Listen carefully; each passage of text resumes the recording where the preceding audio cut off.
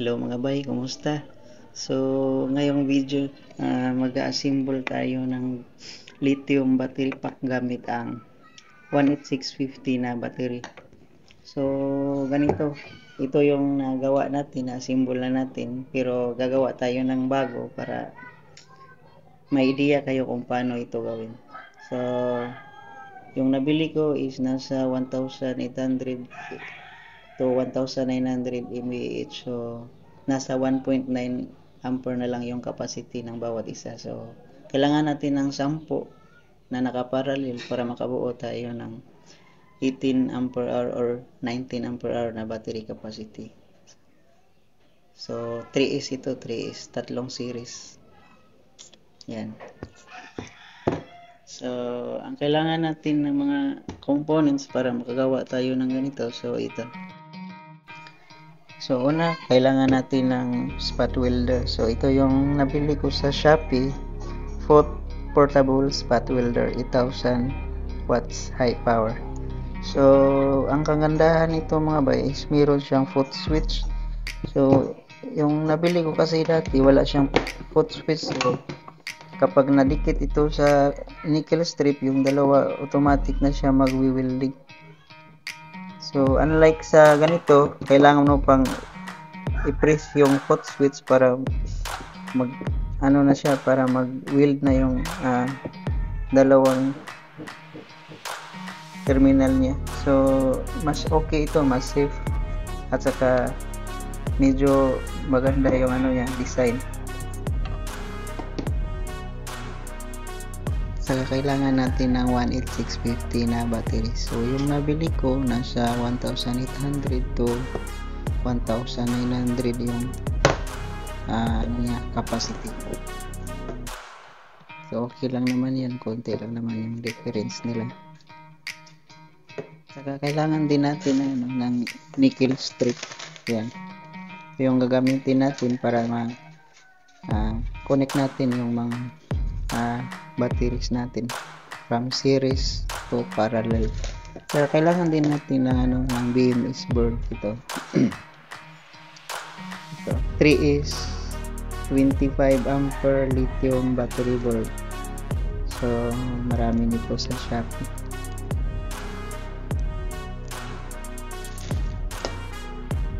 Saka kailangan din natin ito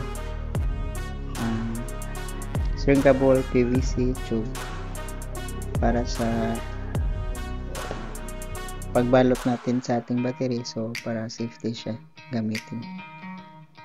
Saka kailangan natin ng ganito. Ito yung ginagamit ko para ma-shrink yung PVC tube o shrinkable PVC tube. Ito yung ginagamit ko. Hair dryer lang ito, pero okay naman, kakapag naman siya sa shrinkable tube. So, let's start mga bay. So, ayan mga bay, kailangan natin magbuo ng 10 pirasong 18650 para magiging 18 or 19 ampere hour na yung capacity niya. So, kailangan natin ng 10 pieces na ating ipaparallel. So, ayan, i-weld lang natin gamit yung ating portable welding spot at saka yung nickel strip.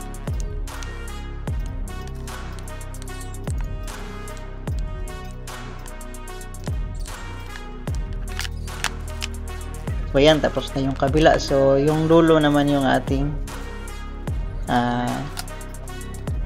i-connect.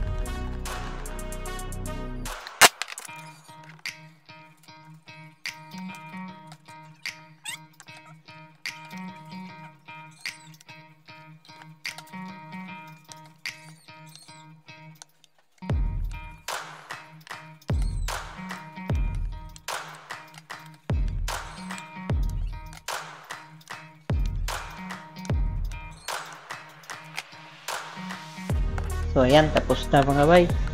So, yung kabilang naman, yung pangalawang parallel natin. So,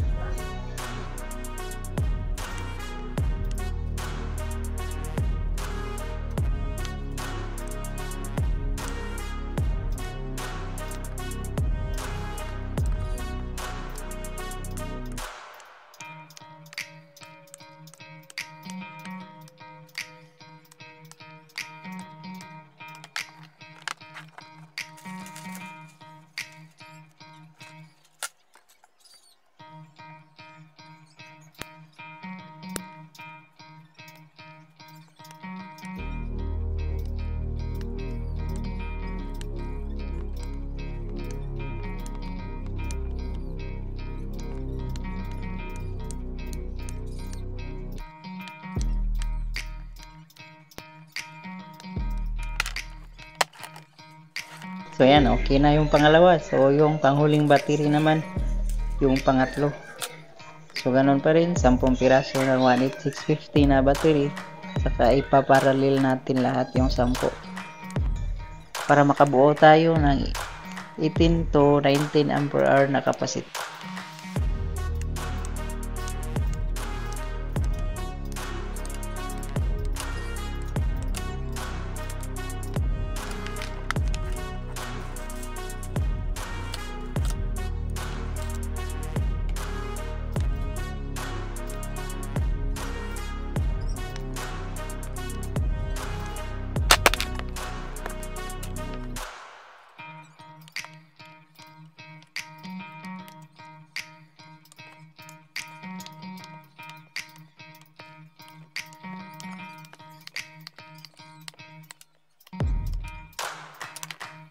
Okay, yan, tapos na mga bay. So, ngayon, kailangan natin silang i-series para makabuo tayo ng 12 volts na battery pack.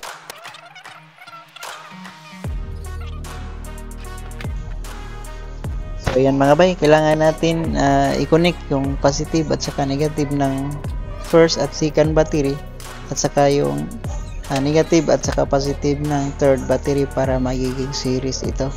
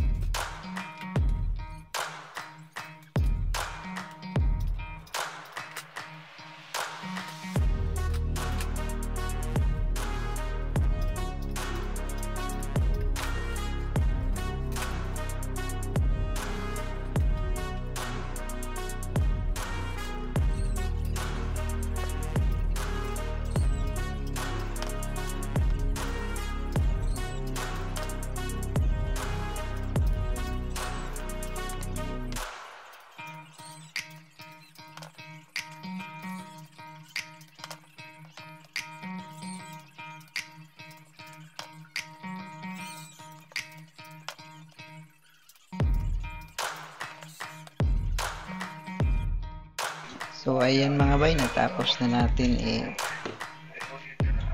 welding yung battery. So na series na natin negative, positive, tapos sa kabila naman negative, positive. So ngayon i-testing natin yung output voltage kung umabot ba ng 12 volts. So yun mga bay, sukatin natin yung voltage ng ating DIY battery pack kung umabot ba ng 12 volts. So ito yung negative side niya. Lagay natin negative. Tapos sa kabila naman, medyo mahirap kasi ako lang yung nag-video. Yan.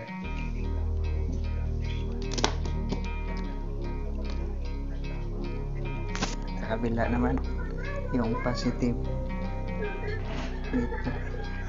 So ayan, tingnan natin yung tester.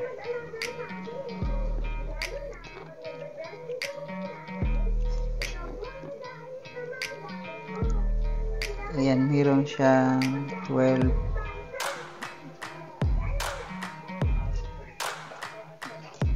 Hindi stable. Meron siyang 12.3 volts. Okay. So ngayon, lagyan na naman natin ng BMS ito i-connect natin sa ating battery pack.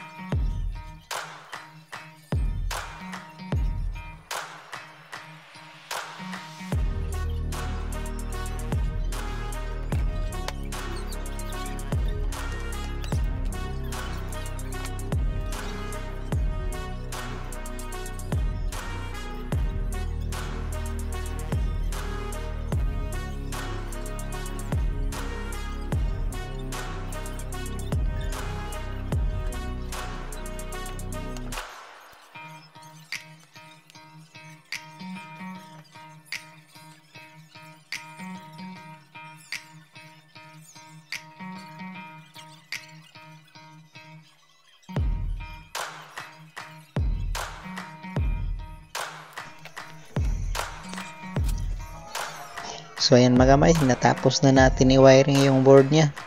So ngayon, ibabalot na naman natin gamit yung shrinkable PVC tube.